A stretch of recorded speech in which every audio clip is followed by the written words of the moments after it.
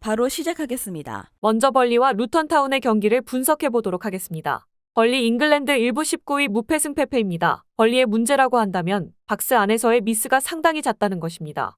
올 시즌 세트피스에서는 리그 두 번째로 많은 8골을 실점하고 있고 프리킥 실점도 3골로 꽤 많습니다. 최근에는 4-4-2 두 줄 수비를 이식하면서 대량 실점 빈도를 줄였다는 점이 사실이기는 하나 실점 자체를 막아내지는 못하는 모습입니다. 올 시즌 벌리가 상대 박스를 잘 공략하는 모습은 아니었기 때문에 루턴에게 한 골 정도를 허용하면 은근히 적극적인 상대의 압박에 고전할 수도 있을 것입니다. 루턴 잉글랜드 일부 18위 패승승패무입니다. 루턴의 장점은 아데비오의 피지컬을 상당히 잘 이용할 수 있다는 것입니다. 양 윙백의 전진과 크로스, 세트피스라는 방식으로 발밑이 좋지 못하지만 신장이 큰 아데바요를 꽤 잘 극대화하는 모습입니다. 물론 압박에 적극적인 편이라서 생기는 공간 허용과 후반 페이스 문제가 팀의 발목을 잡기도 하지만 후반전에 골을 넣는 빈도가 최근 두 경기에서는 보여지면서 루턴이 마냥 후반에 당하고만 있지는 않은 모습입니다. 벌리의 박스 안 수비가 상당히 불안한 축에 드는 편이기도 하고 박스 안 타격 능력도 부족한 편입니다. 루턴타운이 상당히 압박에 적극적인 편이라서 오픈 플레이 상황에서는 벌리도 득점력을 장담하기는 어려울 것입니다.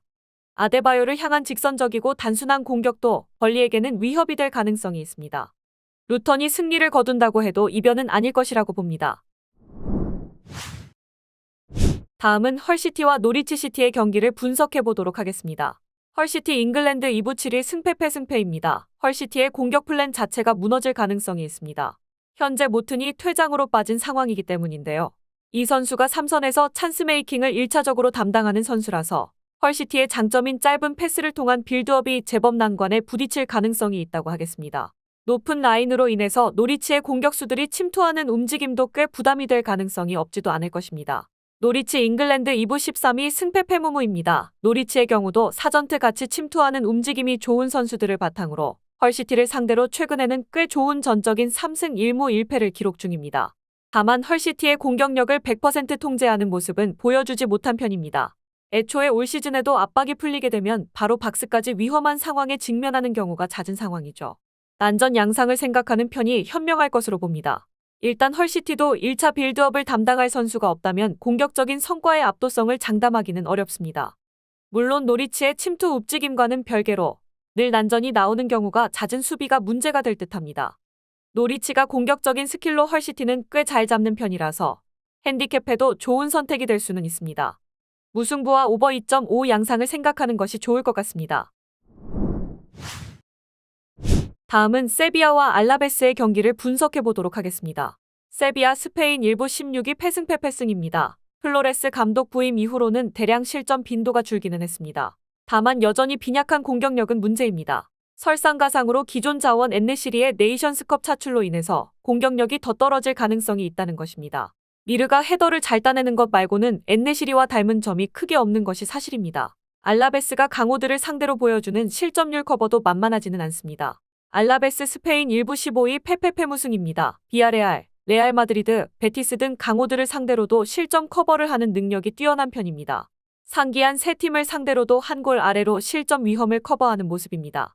물론 공격수들의 결정력이 좋은 편이 아니라서 카디스 정도를 제외하면 리그 내에서 득점력이 더 낮은 팀은 없습니다. 세비야의 감독인 플로레스도 압박 시퀀스를 짜는 데는 능한 편이라서 적어도 수비 체제를 갖추는 데는 일가견이 있습니다. 일단 알라베스의 득점력 자체를 신뢰하기는 어려울 것입니다.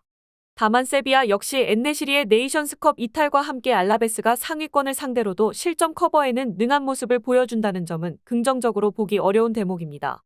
고배당을 노리기 좋은 픽이라는 생각도 듭니다. 언더 2.5 양상과 무승부를 예상해보는 매치입니다. 마지막으로 마르세유와 스트라스부르의 경기를 분석해보도록 하겠습니다. 마르세유 프랑스 1부 6위 승패승무승입니다. 스트라스부르를 상대로 오바메양이 엔트리에 남아있다는 점이 상당히 긍정적입니다. 가봉 대표팀이 네이션스컵 본선 진출에 실패하면서 결정력이 좋은 오바메양이 박스 안에서의 슈팅 비중이 꽤 높은 스트라스부르를 저격하는데 천병 역할을 하게 될 것입니다.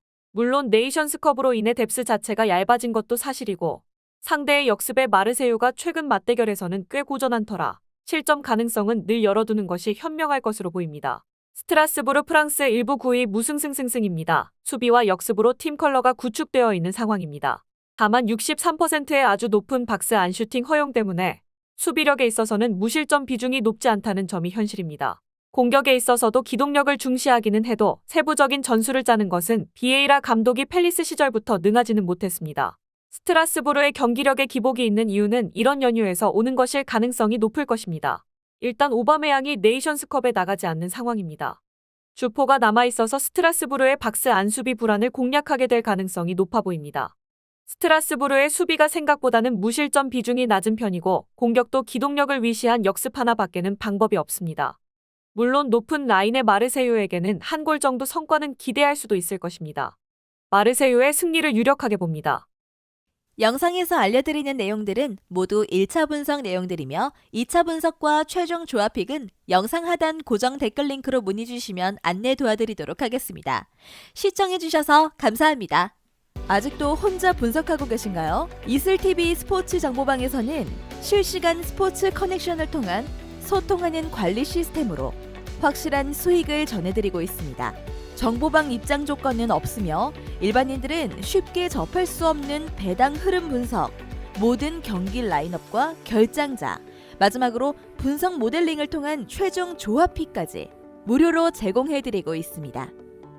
물론 마음에 안 들면 둘러보시고 나가셔도 됩니다. 혼자 하면 단기간으로 수익을 볼 수도 있겠지만 함께 하면 장기간으로 꾸준한 수익이 가능합니다.